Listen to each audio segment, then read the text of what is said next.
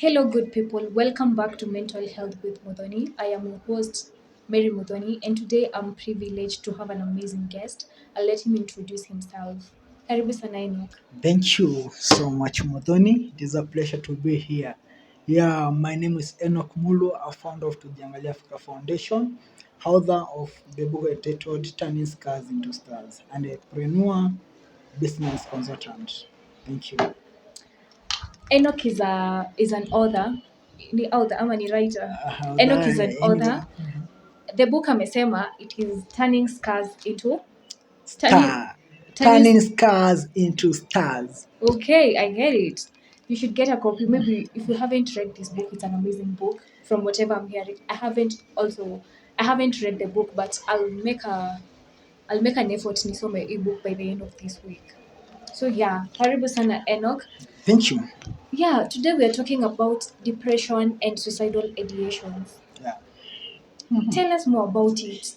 What do you think Okay. about depression? Why depression? And why did you choose suicidal ideation as our topic today? Okay. Thank you so much, Modoni. You will allow me to call you Sony. I'm used Yeah. to Sony. But hey guys, if you don't know my name is Soni. Mudhoni is just an official name. Soni is whatever I'm used to. Yeah, thank you.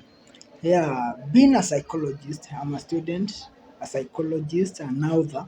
Mm-hmm. Yeah, we have received a lot of clients, various students, work on a lot of issue concerning suicidal thoughts na depression. Mm-hmm. You know, in mental health professional, Mm-hmm. we we major in biopsychosocial model.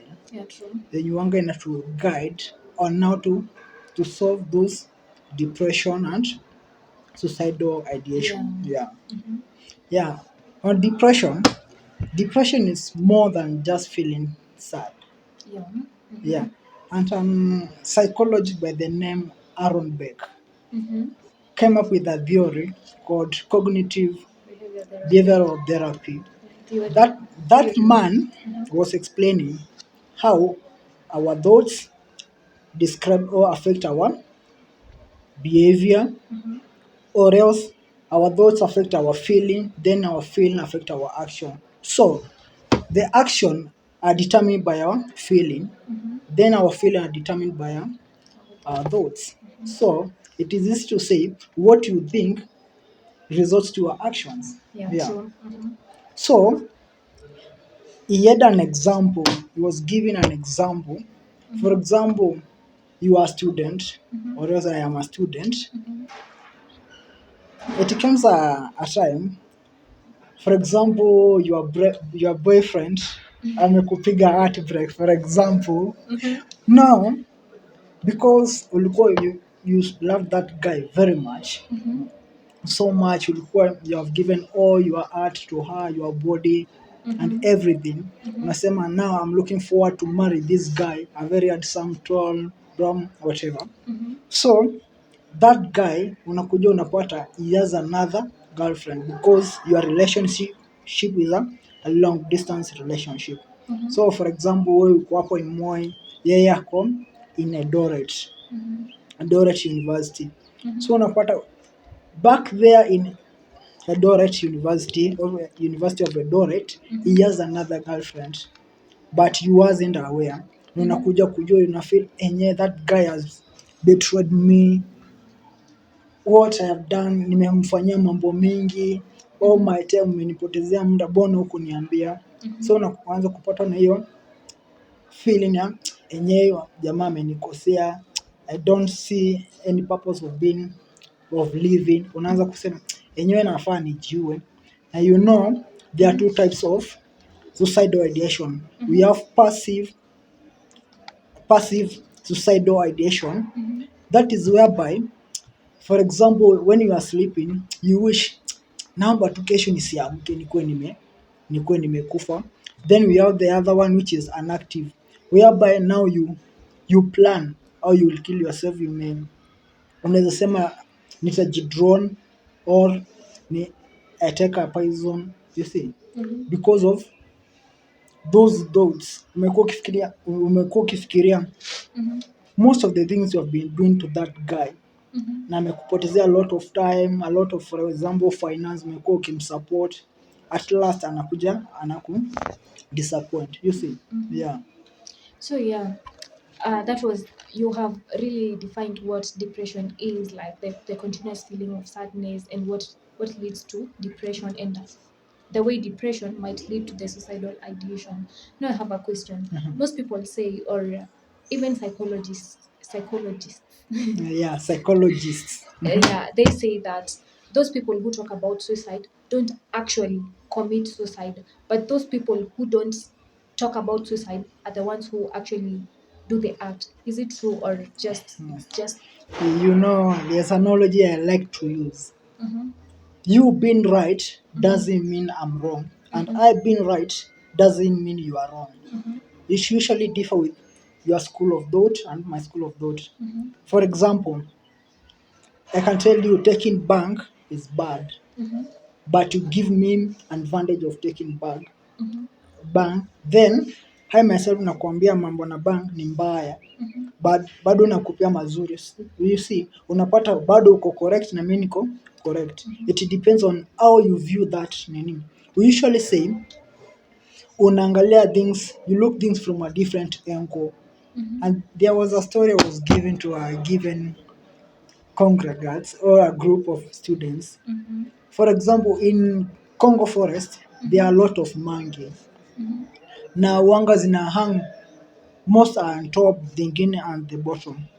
What do you think? The monkey at the bottom, when it looks up, what does it see? It sees the other monkey on the top, ama the monkey above it. What about the monkey at the top? Ikiangalia chini? It sees the monkey at the bottom. No. Okay, Okay. you are correct. Still, you ataona another monkey na bado mwenye ako juu ataona another monkey, but inaenda deep. The monkey at the top akiangalia chini wanga na anaona the smiley face of the other. We know monkeys are wanakwanga na hiyo smiley The smiley face. yeah. But the monkey at the bottom ikiangalia juu inaona the bad looking The or monkey. that part, you see. So what will make the monkey at the bottom see things that are different? It has to climb the tree and observe downwards ndio ione ile smiley. The smiley face. So by saying so, I mean you look things at a different angle.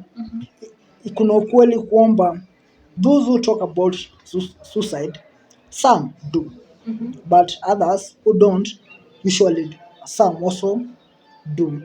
Hiyo inamaanisha there are different types of people, na unapatanga there are those people wenye wanapenda kuongea about themselves, na pia kuna wenye wangu wanajinyamazia. So unapatanga for example people who are talkative wanaweza ongea that thing then iwatoke, because for example you have met a lot of teachers wenye wanga ama parents wenye wangu wanakwambia nitakuchapa na akuchapi yake ni that just talking. There's another one mwenye ananyamaza tu lakini ndiye atakupata hivi anakuken properly, so inakuanga ina differ, but anyway both are true. Yeah. Okay, so now that we're talking about suicide, what do you think is the leading cause of suicide also among the youths? Let's not say among the campus students, but among the youths all over the world.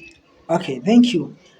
As I told you, mental health professional, we major in biopsychosocial model.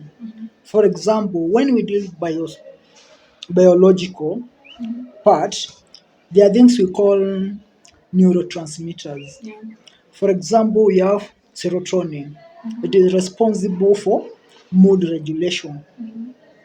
Another one kuna ingine ya dopamine.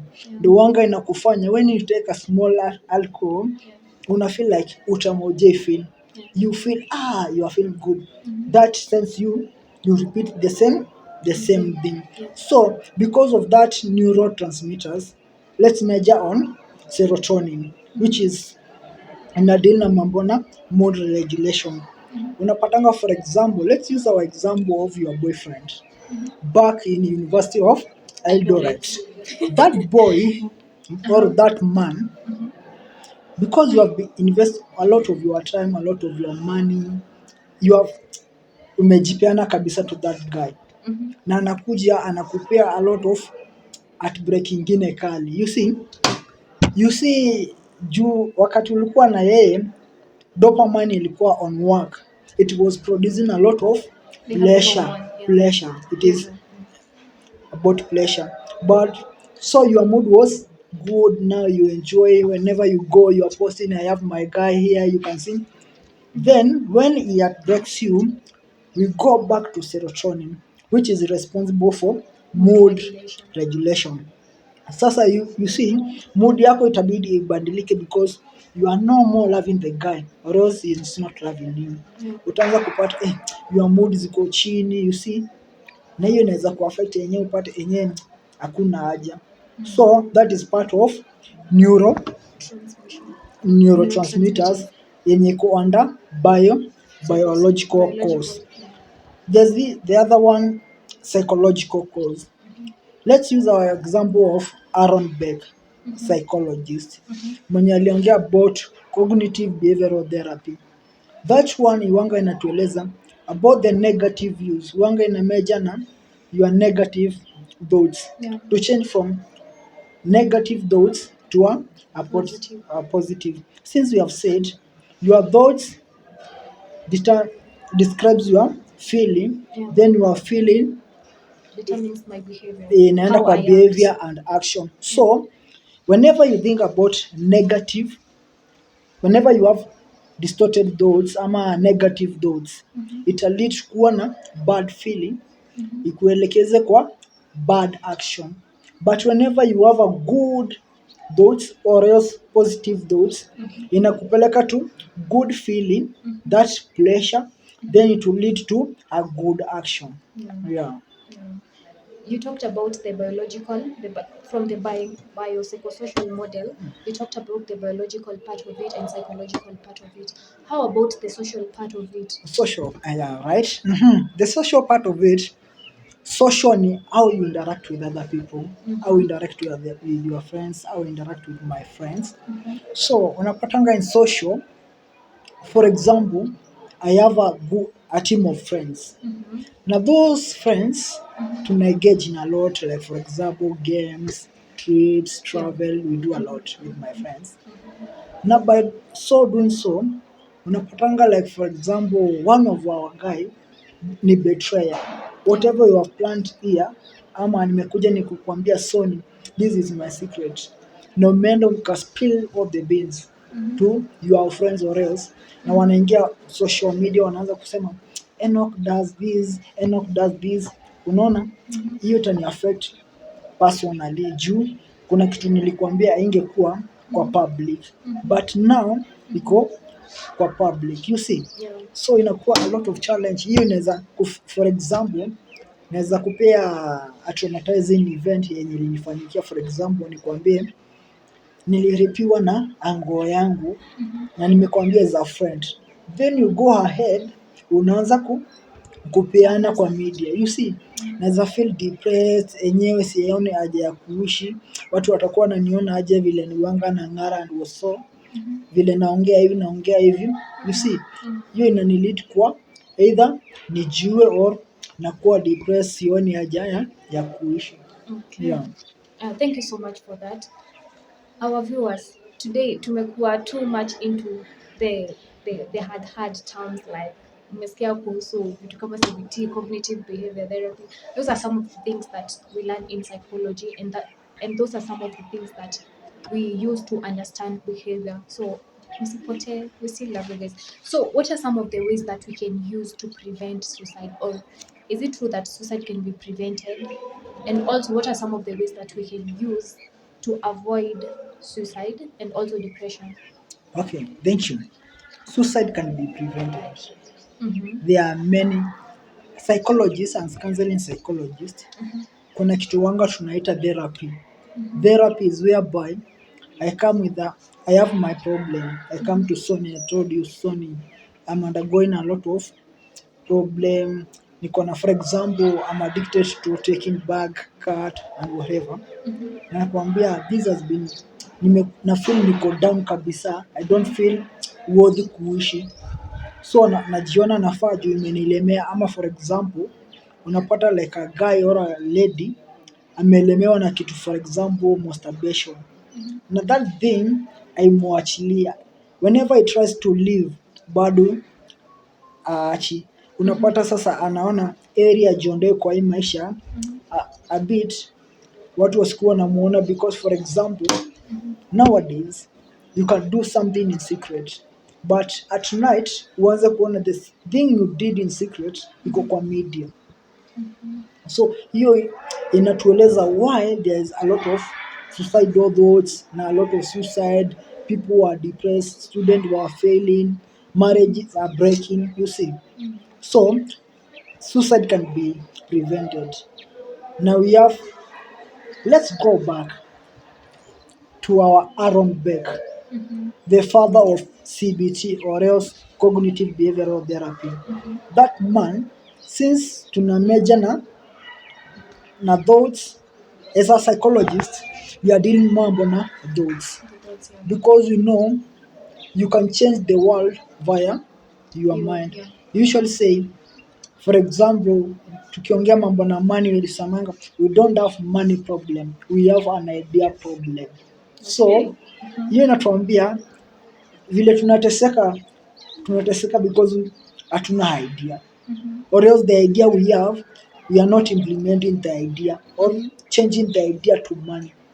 So because tuna focus more na our mind, na tunaelewa that guy or that girl mwenye ana experience a lot of depression or else trauma, na anaona sasa ata gain a lot of peace when she takes her life.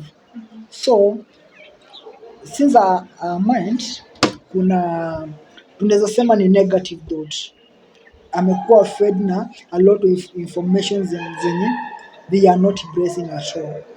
So your work as a therapist or else as a psychologist is to ensure you change that girl thoughts.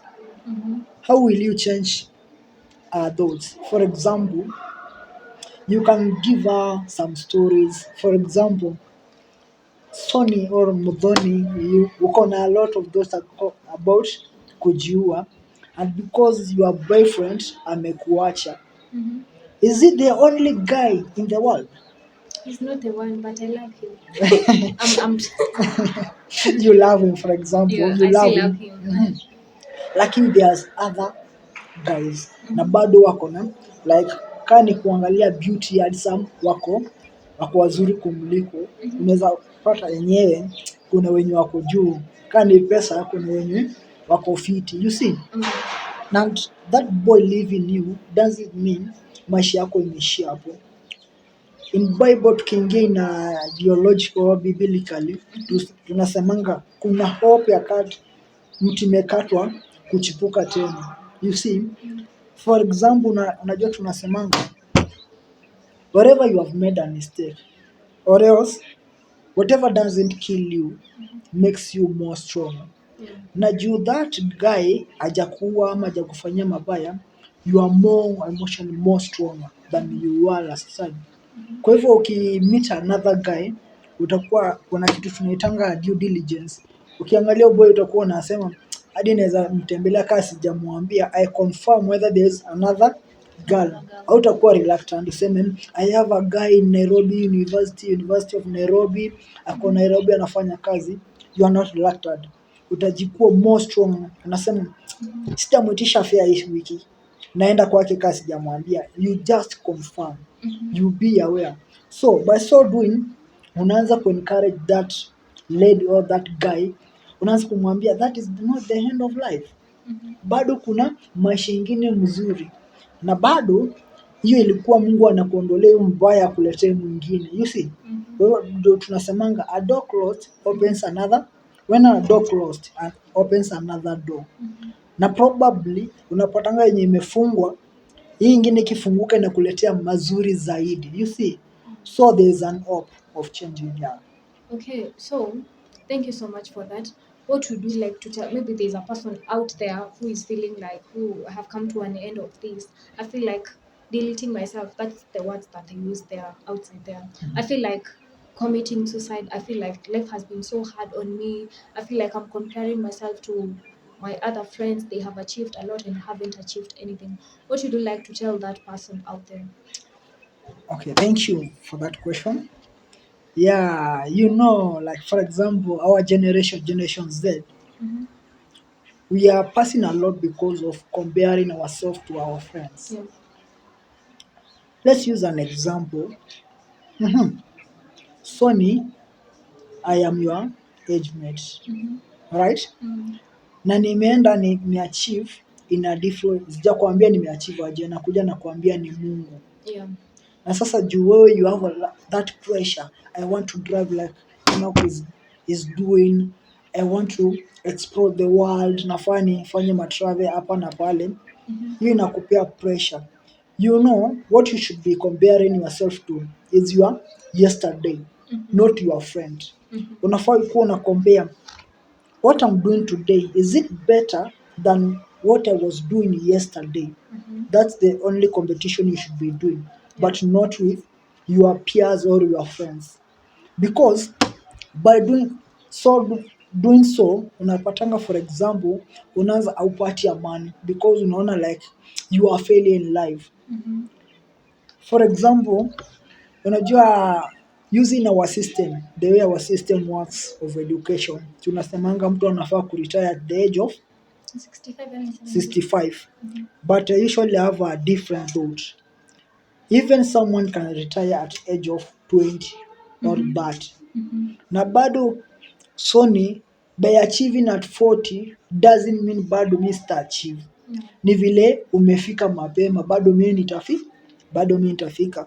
So what we should be focusing on is comparing your yesterday. What you are doing today, is it better than what you are doing yesterday? Yeah. And by so doing so, tuna avoid vitu kama pressure mingi.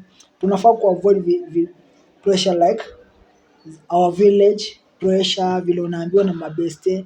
You live your own life na unaenjoy your own life, and by so doing utakuwa na hizi mambo mengi ati society wote imekukujia. You are very free from any kind of trauma, any kind of stress. You are very free. Yeah.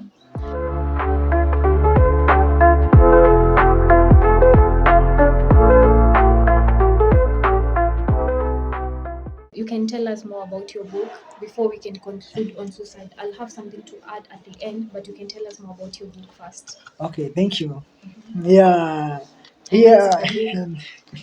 Yeah, the book is turning scars into stars. Yeah, we know scars. For example, a scar is a bad looking something. For example, we are cut by something, Mm-hmm. that is a scar. Mm-hmm. But star, ni hizo zina shine. Yeah. No, when I came up with the topic, turning your scar into stars, now you have to think about how to change your bad looking life to a brighter looking life, or else from poor background to a rich background. Yeah. So, from this my book, I wrote my book since 2022, and I come to publish the book when I was first year. Oh, a 20, first year with a book? That's amazing. 2023. Mm-hmm. Yeah, my book is focused on five pillars, Mm-hmm. which is five chapters. Mm-hmm. Chapter one is self acceptance and self discovery. Mm-hmm. Second chapter, live your dream. Mm-hmm. Third chapter, future lies on your hands. Mm-hmm. The fourth chapter, never procrastinate.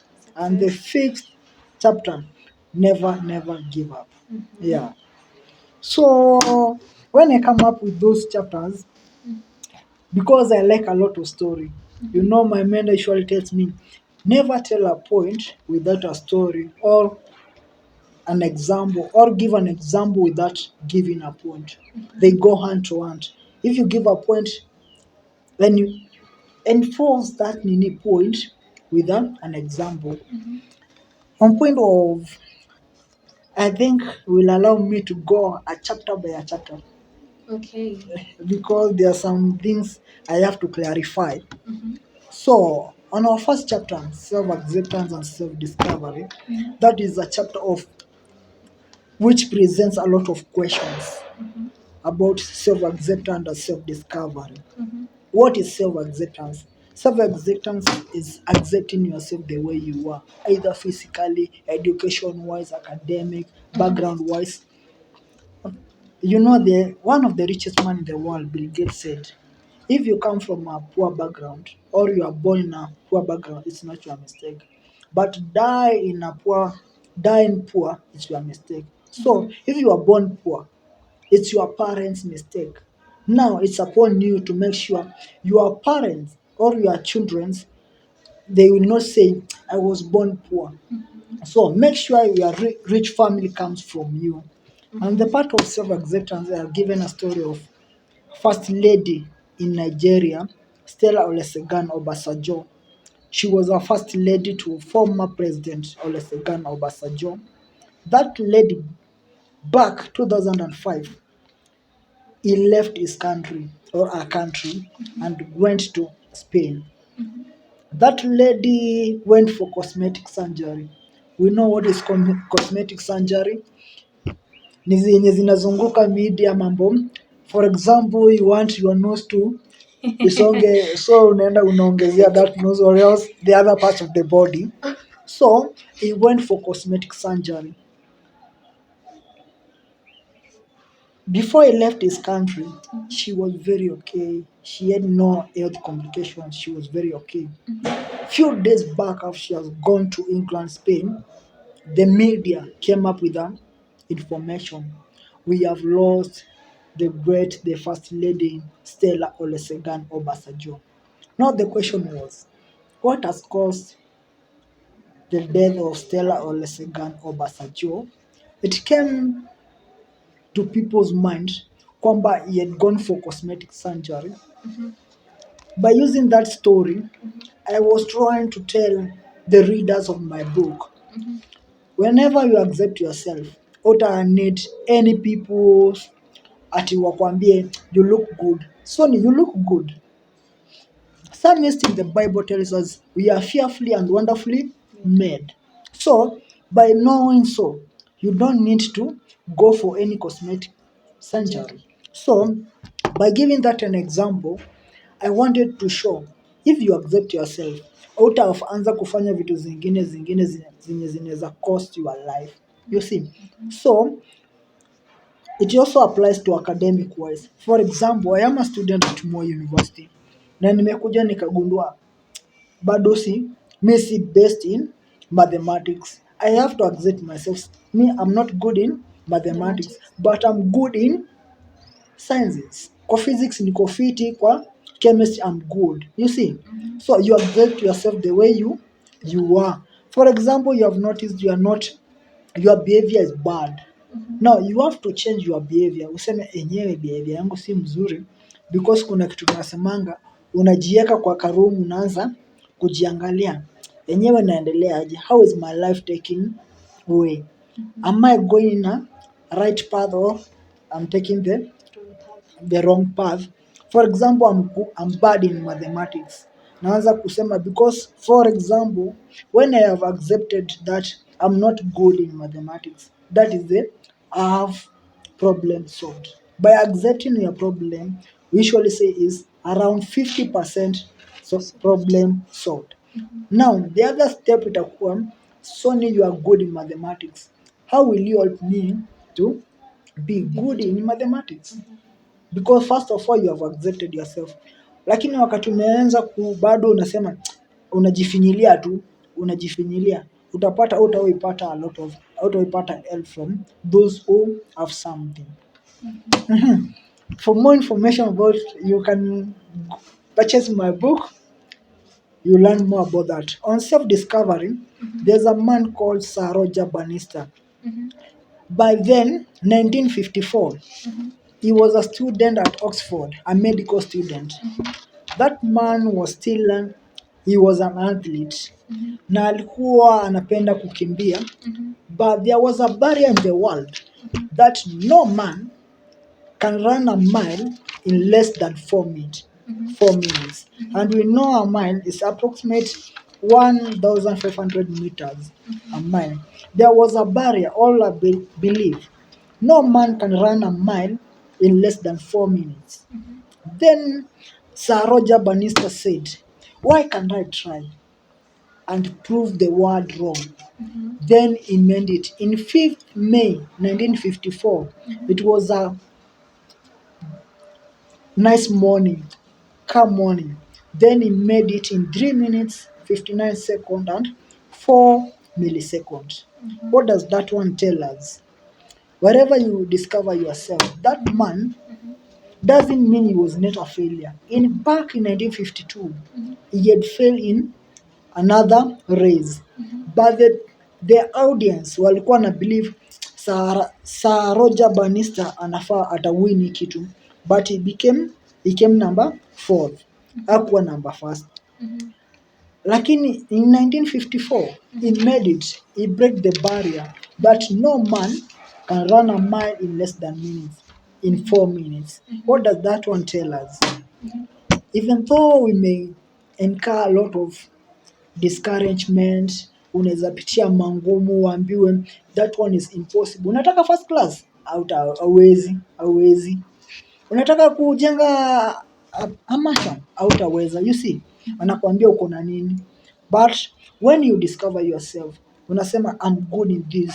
Let me major in my talent, because in my other video nilikuwa naongea 5 things zenye apart from education zenye zinaweza kufanya you prosper well. So kuna talent unaweza sema I'm good in running. Wacha niingie field of running, and by so doing una come up with a mansion you dreamed of. So the first thing you discover yourself, then you accept yourself. Ukishajua niko hivi, you accept yourself, then unaangalia the next move. What will you do? Yeah. So by that chapter nilikuwa najaribu kuonyesha, you ask yourself, have I accepted myself the way I am, either academically, either background? Bado have I discovered myself, what am I best at? Kama mimi ni mzuri kwa kuandika, andika vitabu. And Dr. Miles Monroe once said, the richest place in the world is not gold mines in South Africa or Johannesburg. It's the cemetery, because that place you will find dreams never achieved. You will find books never wrote. You will find musics were never sung. You will find poems were never written. So in cemetery, there's a lot of richness, because we have not, we usually die with ukisema nitafanya kesho, you see, you procrastinate. Yeah. Unasema wacha nifanye kesho, ufanye kesho. So by so doing tunafaa ku accept ourselves the way we are, then unaangalia what you are best in, una engage, then your dream inajipa. Then the next chapter, live your dream. That is about articulating your vision clearly, moving from a vague idea into a concrete written mandate. Nimepeana example of Roy's brother. Those are Orville and Wilbur. Hope you know those guys. Those guys, you dream of traveling from here to Jamaica to England, but you're not saying you will use a vehicle. You are talking of a flight. Yeah, those guys, they had a dream from a Methodist preacher. He was saying, it will come a time men will no longer be using horseback to travel, but will be flying from one place to another. Then those guys, they were brothers. Wakasema, why can't we try this tuone ka itakuwa possible? Then there was another astronomy scientist. Alikuwa anaitwa Simon Newcomb. He had 2 suggestion. Alikuwa anajaribu disapprove the guy, anawaambia he measured this argument on 2, his experience and the law of science. Because his experience, because he was an astronomer scientist, hakuwa ameshaiona juu alikuwa anawaambia a machine heavier than air, it is impossible to fly on air. Na because his experience hakuwa ona kitu kaa hiyo na haikuwa, kwa hivyo alikuwa ana believe it is impossible. The law of science states that what is known and what is not known does not exist. Kwa hivyo walikuwa na maisha chenye hakiko uanga aki-exist. So that guys, Wright brothers, Orville and Wilbur, they decided, let us prove this man wrong. And in 17th December, North Carolina, 1903, first flight take off at Kitty Hawk, North Carolina, Orville under control. They proved that our dream is possible by living your dream. So nilikuwa naongea about if you see your vision, ukiwa na dream nataka kuachieve that thing, there's a lot of naysayers. Naysayers are those people who will tell you it is impossible, Sony, you can't, you see hujui kukimbia, you see you are not good in mathematics, you see those are naysayers. There reaches a point unaacha kusikiza watu, unasema sasa kama uniambii chenye nataka, we you are not my mentor, sikusikizi. Nataka mwenye tuna align with my dream, my vision. So those guys, even though they faced a lot of wanaambiwa it is not possible, bado waliendelea, and that's why today we have a lot of flights, because those guys never listened to Mr. Simon Newcomb. Ingawa wangemsikiza, probably today we wouldn't have flight. So by so doing, inatuambia if you are good in running and you feel nafaa kuwa nakimbia, try your best, chase your dream. There was a man in America called Martin Luther King Jr. is regarded as dreamer, the dreamer, kama yule dreamer mwingine wa Bible, the Joseph the dreamer. Now in America there was a man called Sir Martin Luther King Jr. That man, he delivered a speech called I Have a Dream. It was a day of memory of Abraham Lincoln, the 16th president. He was giving that speech that there will come a time daughters and sons of slaves will sit on the table of peace with sons and daughters of slave owners, and it will come a time the sons of slaves will not be judged by the color of their skin, but the content of their character. Alikuwa anajaribu kumaanisha there will come a time hautakuwa judged by the way you are, you'll be judged by what you do, what you say. That's why you usually say ukitaka kujua behavior ya mtu, you have to interact with that person na una observe their behavior, and by so doing unapata enyewe huyu mtu behavior yake iko hivi na behavior yake iko hivi. So by so doing, tusitoke kwa our main point, our dream. So when you have a dream, look forward to your dream. Never allow naysayers to discourage you. Just listen to those who are encouraging you. They are telling you, son, go ahead. It will come a time utakuwa huko kwa BBC, CNN, you see, keep moving. Yeah. We can jump to our next chapter. Future lies on your hands. And maybe to make it brief, you can make the next chapter brief. We won't say them all so that we can keep on encouraging them to buy the book. For sure, And make it because very when I brief. give you all the information, Yeah, they won't buy the book. you Make would sure buy you buy the the book. It goes for 500 shillings 500 only. shillings. Yeah.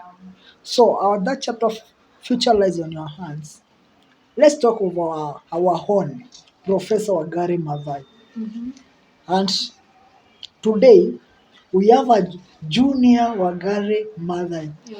We have Professor Muthoni, your namesake. My namesake. So Professor Wangari Maathai, she was a political activist, she was environmentalist. Yeah. I think it is a right word. Yeah. Alijua kwamba future lies on my hand, na nikiallow this watu waharibu mazingira vile itakuwa, there will come a time tutakuwa tuna experience a lot of, for example, no rains, climate itakuwa mbaya. Juu alikuwa anaambiwa you are lady. What a lady, what lady, what can you do?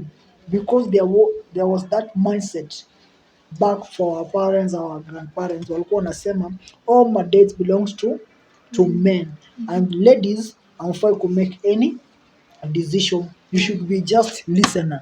You listen, then you agree what I say. But Professor Gary Mathai akasema I will stand firm. I will not allow muharibu mazingira. And finally he made it. That's why we have Karura Forest in Kiambu. We have several forests because she stood firm with, because she knew future lies on my hands. I have to do this. I have to do this. The other guy is about Obama, Barack Obama, the former America president.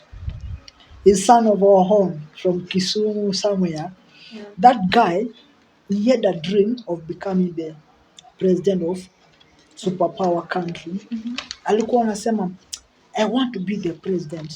But there was a lot of people who were saying you are just dreaming. How can a black man become the president? Because we know those time ni ile muda wa apartheid. Walikuwa wanadharau black people. Yeah. But there was a dream back then of Martin Luther King Jr.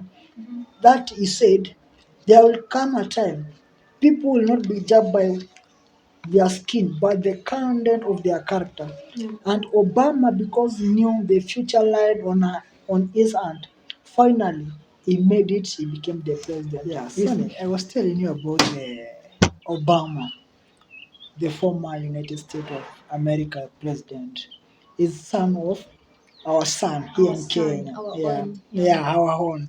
So that guy, Mhm. before we went for a short break, that guy, he had a dream Yeah. of becoming the The president. president. Even though he faced a lot of discouragement, he was being told it is impossible, you can't make it, you are black. How can a black rulers? But back then, Martin Luther had a dream about there will come a time will not be judged by the color of our skin, but the content of our character. So Obama knew future lied on his hands. Then we can jump to our fourth chapter. Then we come to our last chapter. Our fourth chapter is never procrastinate. I'll just give an example of how we should not procrastinate, because we know procrastination is keeping on saying I'll do it tomorrow. Yeah. Nitaendelea kuifanya kesho, wacha nifanye kesho. I have time, you see. So there's a tree in Asia called Chinese bamboo tree. So have you ever heard of that tree? No. Chinese bamboo tree. It is a tree. A Chinese bamboo tree farmer, when he plants a seed, he waters that seed. First year, no any No signs growth, of growth. no results. Bado, she's watering, applying fertilizer. First year, no results. Second year, bado anamwagilia maji, anapea fertilizer, no results. Still third year, watering, giving fertilizer, no results. Fourth year, watering the seeds, No results. no results. And in the fifth year, Chinese bamboo tree, in the first 5 weeks of fifth year, Chinese bamboo tree grows to 90 feet in 5 weeks. So the Chinese bamboo tree grow 90 feet in 5 weeks or grew 90 feet in 5 years. So That's a bit tricky, but I feel it's in 5 weeks because it was underground during the 5 years. 5 years, correct. You are correct. It took 5 years for Chinese bamboo tree to grow to 9 feet. Because, for example, at some point in first year, if Chinese bamboo tree farmer would given up and said, there's no results, in May, that seed would have rotten. So that tells us there was something taking place without yenye iko inaonekana. So I usually give that example when I want to explain about growth. There are two types of growth. What is seen and unseen. The unseen growth and seen growth. The unseen growth, those first year to fourth year, there was a growth taking place. Chinese bamboo tree roots were growing. In order to those 5 weeks, when the Chinese grows to 90 feet, it will be able to capture the tree in a toward the tree so far. So what does it mean? What am I saying by telling that analogy? There are things we should usually do without in private, and unajua tunasemanga we conquer battles in silence. Vile umejieka kwa room ukisoma wa mambo na prepare mambo na podcast, other people don't know. Your competitors don't know what you are doing at your silent place or else in your house. So build yourself in silence, allow the results manifest or the results talk for themselves. So by so doing, I usually encourage youths and my fellow Africans, never give up. Be like a Chinese bamboo tree, employing patience. Because you have seen you usually water the seed for 4 years without any results. But at last, you have received a tall 90 feet Chinese bamboo tree. That tells us we should employ a lot of patience. We be persistent. If you don't know mambo ya GP, you keep moving. So that is a, a story about Chinese bamboo tree. Now let's jump to our final chapter. Never give up. Now,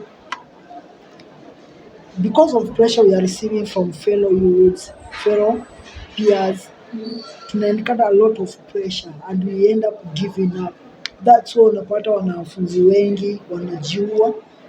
There's a lot of depression, trauma, a lot of road accidents because of they are giving up in life. They feel like I'm not going to achieve. Muda umesonga, miaka imesonga na bado you are 20 years. Bado you have time. So there was a man called Niccolo Paganini. Is regarded as violist of all time. Go to a violist. That man, violist is that music instrument of 4 strings. He was invited in a given place to play his violin. Then, as he was playing his violin, first string broke, uzi ya kwanza ikakatika. What do you think Niccolo Paganini did? Did he give up? He didn't give up.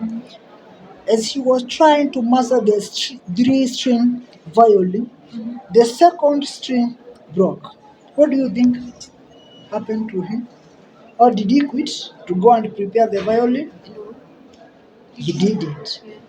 As he was trying to master the 2-string violin, the third string broke. Did he give up? He didn't. He tried and he mastered the violin using that one string. What does that one tell us? Most of the time, tuna face a lot of challenges, and because of the challenges, umepata na challenge fulani, una give up, unasema that wasn't mine. Mi si mtu wa mi si psychologist, nimeenda nimefollow that interview. Mi si good in, I'm not good in athlete, I'm not good in sports because of first failure. We usually know there's a man called Thomas Edison, a man who came up with bulb. He had tried 10,000 times, and 10,001 the bulb lit. So, when he was asked, did you try 10,000 times you failed? He said, no, I just found 10,000 times it didn't work. But 10,001, it worked. So, by so we learned that it's not our first failure doesn't mean you are failed. The failure is staying down. But when you fall, you wake up. When you fall, you wake up. So that is my book. Very interesting book, very Yeah. inspirational. Yeah, you can get my book via online, Nuria Bookstore. On your Google search Nuria, then you search Enock Mulwa or Enock Mumu. You will see my book, Turning Scars into Stars. Yeah, thank you so much. Thank you so much, Enoch. I don't see any reason why you should not read that book. And also, you viewers, you should not have any reason why you should not read that book. Thank you so much. That was quite insightful. I'm looking forward to inviting you here again Wow, because pleasure. you, yeah, you have a lot. We have a lot that we should learn from you. Yeah, and to our viewers, make sure you subscribe, like, share, comment, and tell a friend to tell a friend. Thank you so much. Bye.